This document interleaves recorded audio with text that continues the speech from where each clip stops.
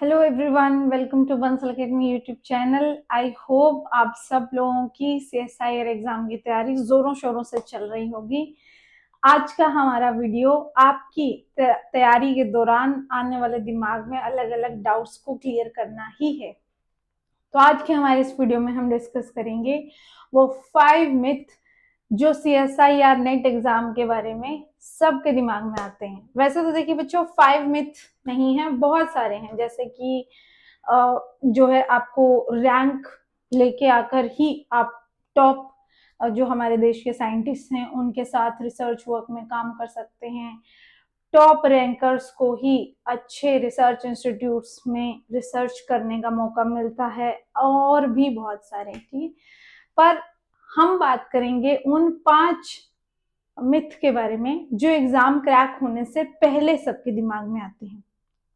तो सबसे पहला हमारा मिथ है वो है time investment, number of hours investment for the preparation. सबके दिमाग में ये रहता है कि जी 14 से 16 घंटे इस एग्जाम को क्रैक करने के लिए आपको दिन के इन्वेस्ट करने ही होंगे, तभी ये एग्जाम आपका क्रैक होने वाला है। तो ये मैं आप सबका डाउट क्लियर कर दूं कि ऐसा कुछ भी नहीं है, और या कह दूं कि ऐसा है। आपको 14 से 16 घंटे इन्वेस्ट करने हैं, बट आपके सोने के घंटे मिलाकर आप उन 14 से 16 घंटे में 6 से 7 घंटे सो जाइए और बचे हुए टाइम में आप पढ़ाई कीजिए। आपका एग्जाम आराम से क्रैक होगा। क्योंकि बच्चों, टाइम इन्वेस्ट आप कितना कर रहे हो ये मैटर नहीं करता है। आप टाइम जो आप इन्वेस्ट कर रहे हो उसमें कितना क्वालिटी टाइम आप जो है वो पढ़ पा रहे हैं, ये बहुत मैटर करता है। आप 14 घंटे पढ़ाई कर रहे हैं, एकदम you feeling all worked up, बिल्कुल दिमाग थक जाता है, आप खुद भी बैठे बैठे थक जाते हैं, बैठ बैठ के पढ़ाई करनी पड़ती है। और उस दौरान में 14 घंटे में से अगर आपका एवरेज जो मतलब निचोड़ अगर निकाला जाएगी कितने घंटे की क्वालिटी टाइम आपने पढ़ाई के साथ स्पेंड किया है, अगर वो 6 से 7 घंटे से भी कम है तो फायदा नहीं है। इससे अच्छा है कि आप बढ़िया आराम से 6-7 घंटे बढ़िया रोज सोएं, और 6 से 7 घंटे या मैक्स टू मैक्स 8 घंटे मोर देन इनफ है बच्चों। इतने घंटे आप इन्वेस्ट करें पढ़ाई करने के लिए, क्वेश्चंस लगाने के लिए, रिवीजन के लिए, नोट्स बनाने के लिए। वो मोर देन इनफ होने वाला है। इससे ज्यादा घंटे अगर आप लगाएंगे पढ़ाई में, आपका दिमाग भी थकेगा, आप भी थकेंगे। कुछ दिन के बाद आप तैयारी पूरी तरीके से छोड़ भी सकते हैं। इतना खतरनाक भी इसके रिजल्ट्स निकलते हैं। ठीक है, तो अपने आप को बिल्कुल भी ओवर स्ट्रेस मत रखिए। नंबर ऑफ आवर्स नहीं, क्वालिटी पे ध्यान दीजिए। कितना कंटेंट आप कवर कर पा रहे हैं हर दिन, उस पे ध्यान दीजिए। ठीक है बच्चों। नेक्स्ट जो मिसकंसेप्शन बहुत ही ज्यादा बच्चों में रहता है वो है कि आपको only 2 out of 3 subject of chemistry is enough. ये एकदम बहुत ही खराब, मतलब पता नहीं किसने ये मिसकंसेप्शन फैलाया है कि physical chemistry, inorganic chemistry and organic chemistry, इन 3 में से कोई 2 को हम अच्छे से प्रिपेयर कर लेंगे, थर्ड के एक आधा टॉपिक तैयार कर लेंगे and will go sit for the exam and will crack it. बहुत ही बड़ा मिसकंसेप्शन है, स्पेशली अब जो एग्जाम का पैटर्न आ रहा है उसमें ये काम नहीं करने वाला ये आइडिया बच्चों। हाँ, ऐसे कर सकते हैं आप कि कोई 2 को बहुत ज्यादा अच्छे से तैयार कर लिया, थर्ड जो आपका कोई भी आपने सब्जेक्ट थर्ड जो है लीस्ट प्रायोरिटी पे रखा है, वो फिजिकल केमिस्ट्री भी हो सकता है। जो बायोलॉजी बैकग्राउंड से होते हैं बच्चे उनके लिए फिजिकल केमिस्ट्री हमेशा ही एक चैलेंज रहता है, क्योंकि उसमें थोड़ा मैथमेटिकल पार्ट होता है, और क्योंकि वो बायोलॉजी बैकग्राउंड से होते हैं तो उनको बहुत सारी प्रॉब्लम्स आती हैं, और बहुत ही जेन्युइन प्रॉब्लम्स आती हैं उनको। ऐसा नहीं है कि ऐसे उनको मैथमेटिक्स नहीं आता, नहीं, उनको बहुत जेन्युइन प्रॉब्लम्स आती हैं। या कुछ बच्चे जिनका जो नॉन मेडिकल पार्ट से होते हैं, नॉन मेडिकल बैकग्राउंड से होते हैं, उनके लिए बहुत बार ऑर्गेनिक केमिस्ट्री ऐसा चैलेंज बन जाता है, इतना पसंद नहीं आता उनको, क्योंकि उसमें बहुत सारा याद करने के लिए रहता है वगैरह वगैरह, है ना। जो भी रीजन है 1 2 3 जो भी रीजन है, तो आप क्या कर सकते हैं कि 2 को बहुत अच्छे से तैयार कर लिया, थर्ड जो भी आपने रखा है चाहे तीनों में से कोई सा भी है, मोस्टली फिजिकल या ऑर्गेनिक केमिस्ट्री ही रहता है, इनऑर्गेनिक को मोस्टली बच्चे पढ़ लेते हैं अच्छे से। तो थर्ड वाले का आप 50 to 60% सिलेबस करके जाइए या 40 to 50% सिलेबस करके जाइए। That's definitely going to work to crack this exam. हालांकि अगर आपको बहुत अच्छे नंबर लेके आने हैं, बहुत अच्छा रैंक चाहिए है, तो यस, आपको तीनों को इक्वल प्रायोरिटी के साथ तैयार करते हुए आगे बढ़ना है। ठीक है बच्चों, आपका जो तीसरा जो मिसकंसेप्शन आता है, इज कोचिंग नेसेसरी, या मैं इसको ऐसे फ्रेम कर दूं, इज ऑफलाइन कोचिंग नेसेसरी। तो देखिए बच्चों, मैंने आप लोगों को पहले भी वीडियो में बताया है कि क्या कोचिंग नेसेसरी है या नहीं है। देखिए बच्चों, एनवायरमेंट और मेंटोरशिप, ये दो चीजें किसी भी एग्जाम को क्रैक करने के लिए इंपॉर्टेंट होती हैं। मेंटोरशिप आपकी ऑनलाइन कोचिंग भी हो सकती है, आपके नोट्स हो सकते हैं, रेफरेंस बुक्स हो सकती हैं, आपके सीनियर्स हो सकते हैं, और यस, ऑफलाइन कोचिंग तो हो ही सकती है। लेकिन नेसेसरी नहीं है कि आप ऑफलाइन ही कोचिंग लें। आपको जैसे सूट करता है, अगर आप ऑफलाइन अफोर्ड कर सकते हैं, if you can commute to the place, बहुत अच्छी बात है।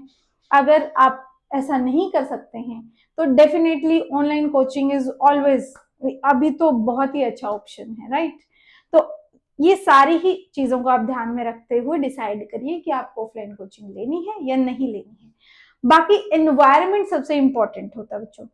देखिए बच्चों, एक मैं एग्जांपल देती हूँ। एक आईएएस ऑफिसर का मैं एक बार इंटरव्यू सुन रही थी, तो उनका नाम मुझे अब याद नहीं है, बट वो जो मैम है, उनको जब एग्जाम क्रैक करना था, मतलब कि जब एग्जाम के लिए प्रिपेयर करना था, तो उन्होंने जो है एक so and so coaching centre के लिए एक पर्टिकुलर प्लेस, जैसे दिल्ली सबसे फेमस है, तो वहां पर वो गए और उन्होंने देखा कि वो जो वहाँ का मतलब हवा पानी है, खाना है, उसको उसके साथ में एडजस्ट नहीं कर पाए।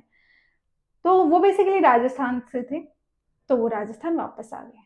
तो उन्होंने क्या किया, क्योंकि मैंने बोला कि एनवायरनमेंट इंपॉर्टेंट है, तो उनको अपना एनवायरनमेंट क्रिएट करना था पढ़ाई का। दिल्ली लोग जाते ही मोस्टली आईएएस की कोचिंग के लिए इसीलिए है मोस्टली कि हम वहाँ का एनवायरनमेंट जो है वो कंपटीशन वाला है, देख के अंदर ऐसे जज्बा आता है। लेकिन क्योंकि वो अफोर्ड नहीं कर पा रहे थे अपने हेल्थ वाइज उसको, तो वो वापस आ गए।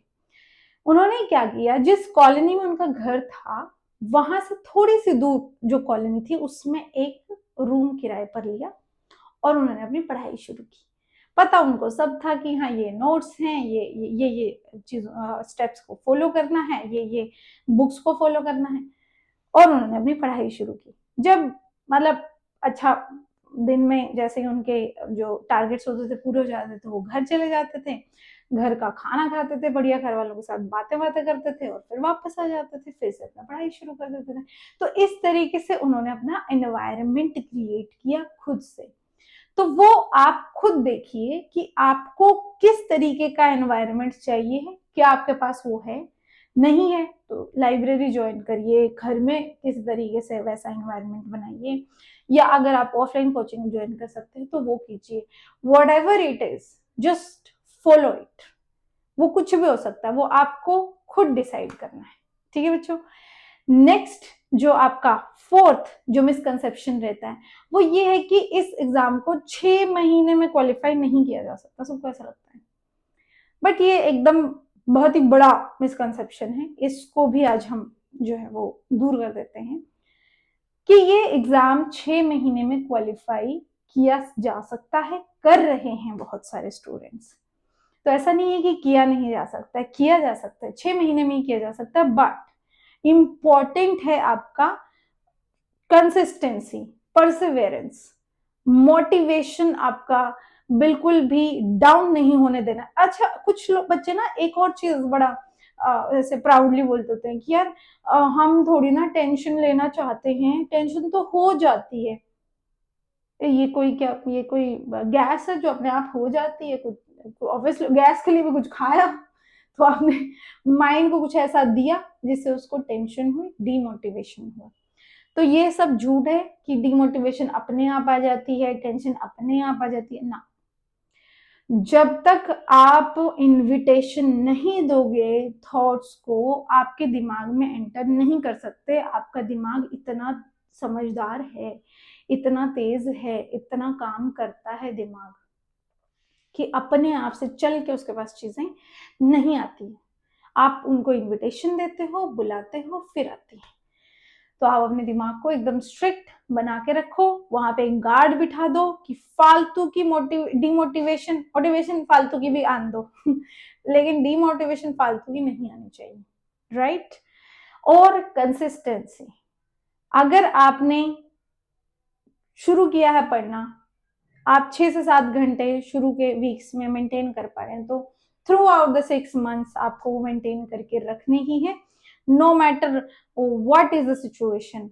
क्या आपके घर में फंक्शन है, पड़ोस में शादी है, फ्रेंड के घर में जगराता है, कुछ भी है, आप ये 6 से 7 घंटे कंसिस्टेंसी बना के रखिए, डेफिनेटली आपका एग्जाम क्रैक होगा। जो last but not the least, fifth जो आपका मिथ होता है, वो बहुत ही ज्यादा मतलब कह लीजिए कि खराब मुझे लगता है वो मिथ।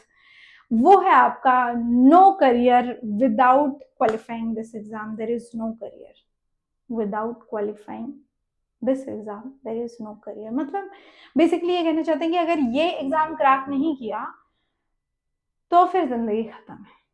इस दुनिया में कोई भी चीज ऐसी नहीं है, कोई भी सपना ऐसा नहीं हो सकता कि, या कोई भी इंसान भी ऐसा नहीं हो सकता कि जो आपके लाइफ में अगर वो ड्रीम या वो इंसान ना आए, वो पूरा ना हो ड्रीम, तो आपकी लाइफ ही खत्म हो जाएगी। इस दुनिया में कोई चीज ऐसी नहीं है। So just take it easy. कोई रॉकेट साइंस नहीं है ये। जैसे प्रियंका चोपड़ा जी अपने एक जो है काइंड ऑफ स्पीच में बोलती हैं, जस्ट चिल, ओके। ऐसा समझ लो कि ये जो 6 से 7 घंटे आपको पढ़ने हैं, ये एक तरीके से आपकी नौकरी है, और इस काम को उतने ही जज्बे के साथ करो जैसे कि आपको ये 6 से 7 घंटे के पैसे मिलने हैं। ज्ञान है, पैसे से भी ज्यादा बड़ा है, तो उसको आप उसी तरीके से देखिए। और अगर एग्जाम क्रैक हो जाता है तो ग्रेट, अगर नहीं होता है बच्चों, तब भी ऐसा नहीं है कि इस एग्जाम के बिना आपकी जिंदगी नहीं चलेगी। इस एग्जाम के अलावा भी पीएचडी करने के लिए बहुत सारे एंट्रेंस एग्जाम्स हैं, TIFR है, गेट है, और भी इतने सारे आइजर्स, IITs, डिफरेंट डिफरेंट जो आपके रिसर्च इंस्टीट्यूट्स हैं, वो अपने खुद के एंट्रेंस एग्जाम्स भी रखते हैं, और वहां पर मिलने वाली स्कॉलरशिप भी ऑलमोस्ट उतनी ही होती है जितनी CSIR या UGC जो है वो ऑफर करती है, ठीक है। इसके अलावा साइंटिफिक जो पोस्ट होती हैं, साइंटिस्ट बनने के लिए जो पोस्ट होती है, वो भी TIFR और DRDO और आपके बार्क, बहुत सारे जो आपके डिफरेंट डिफरेंट रिसर्च इंस्टीट्यूट्स हैं, वो वाली पोजीशंस भी निकालते हैं। आप वो वाले एग्जाम्स भी दे सकते हैं, जियो साइंटिस्ट का एग्जाम आप दे सकते हैं। इतने सारे एग्जाम्स हैं, उसके लिए मैंने अलग से आप लोगों के लिए एक सरप्राइज वीडियो रखा है, जिसमें आपको करियर जो है वो आपको ऑप्शंस बहुत सारे और आपको बताए जाएंगे, CSIR के साथ भी, CSIR के बिना भी, दोनों, ठीक है। तो बिल्कुल भी ऐसे ना लें कि जीने मरने का सवाल है, तैयारी उसी हिसाब से करनी है, बट एकदम दिल से नहीं लगा लेना है कि ओहो ये नहीं हुआ तो सब खत्म ही हो जाएगा। ऐसा कुछ भी नहीं होने वाला है, कुछ खत्म नहीं होने वाली, दुनिया ऐसे ही चलेगी। बढ़िया खाओ पियो पढ़ाई करो सो जाओ, खाओ पियो पढ़ाई करो सो जाओ, रिपीट पे लगा दो, इसको लूप में चलने दो, इस शेड्यूल को, ठीक है। चलिए ठीक है, फिर मिलते हैं अलग नेक्स्ट वाली वीडियो में किसी अलग टॉपिक के डिस्कशन के साथ। आई होप ये जो पॉइंट्स हैं ये आपकी बहुत सारी टेंशन को थोड़ा कम कर देंगे, और कोई भी आपको डाउट है तो आप कमेंट सेक्शन में हमसे पूछ सकते हैं। Thank you so much for attention, see you in the next video.